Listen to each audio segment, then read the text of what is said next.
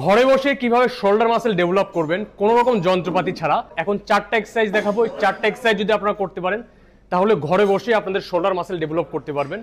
এই একই এক্সারসাইজ যদি আপনারা মেয়েরা করেন তাহলে আপনার স্ট্রেংথ বিল্ড আপ হবে এবং সেই সাথে সাথে আপনাদের বডি টোনড আপ হবে। তো ফার্স্ট এক্সারসাইজ হচ্ছে পাইপ পুশ আপস।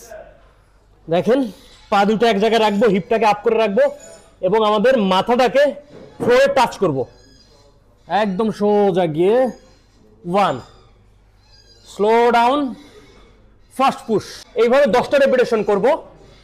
এরপরে আমরা করব সাইড রেস। এইভাবে দেখেন 1 স্লো ডাউন, 2 স্লো ডাউন। পরে আমরা করব ফ্রন্ট রেস। ওকে, 1 স্লো ডাউন, 2 স্লো ডাউন। এখানে স্কুইজ করবেন এসে 3। এখন আমাদের একটা মাসেল বাকি আছে, সেটা হচ্ছে রেয়ার ডেল্ট। তো রেয়ার ডেল্টটাকে কিভাবে ট্রেন করব দেখেন, হাত দুটো এবার সামনে নিব, এখান থেকে জাস্ট 1, আবার সামনে আসবো 2, দেখেন ব্যাক থেকে দেখাই 4,